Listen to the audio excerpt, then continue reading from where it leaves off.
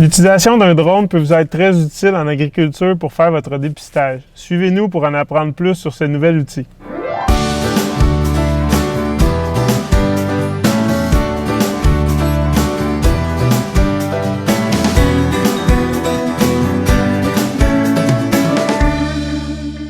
En agriculture, il y a généralement deux types de drones qui sont utilisés. Il y a ceux de type planeur et ceux de type à hélice.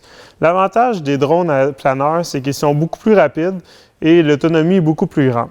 Pour ce qui est des drones à hélice, ils sont généralement beaucoup plus flexibles d'utilisation. Il est plus facile de faire du dépistage ainsi que des vidéos en champ. C'est le cas du drone de type quadricoptère que nous allons utiliser aujourd'hui de marque DJI. Avant de voler avec un appareil comme celui-ci, qui est de moins de 2 kg, il est important de s'assurer de ne jamais s'approcher plus de 46 mètres de tout bâtiment ou de foule, ainsi que ne pas dépasser 90 mètres d'altitude. Veuillez vous référer au site de Transport Canada pour tous les renseignements. Avant le décollage, assurez-vous que vos batteries sont bien chargées et que vous avez fait la calibration de votre drone. Cela vous permettra de bien capter tous les satellites afin que votre drone soit le plus stable possible dans les airs. Une fois que le drone est bien stable dans les airs, cela nous permet d'ajuster l'angle de la caméra ainsi que prendre quelques photos et des vidéos. À partir des photos prises par le drone, on peut donc constater si on a des problèmes d'écoutement de terrain ou de drainage, puisque nous pouvons descendre le drone très bas et qu'il y a une grande résolution de l'image. On peut même aller dépister quelques mauvaises herbes dans votre champ. On peut aussi observer une différence de germination et de population dans un champ qui pourrait être causée par le gel hivernal. Par la suite, ça nous aidera à prendre une décision si on conserve le champ ou si on fait un ressemis.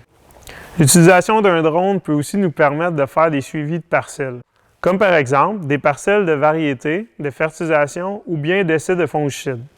Dans cette photo prise par un drone, on peut facilement observer la différence entre le 15 pouces et le 30 pouces dans le soya.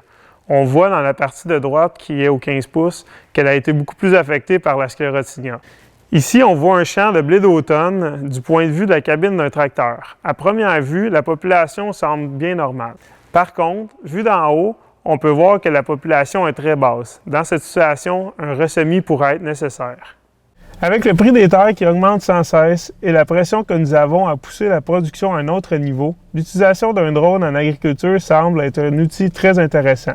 Faites-en l'essai sur vos terres pour ainsi viser plus haut.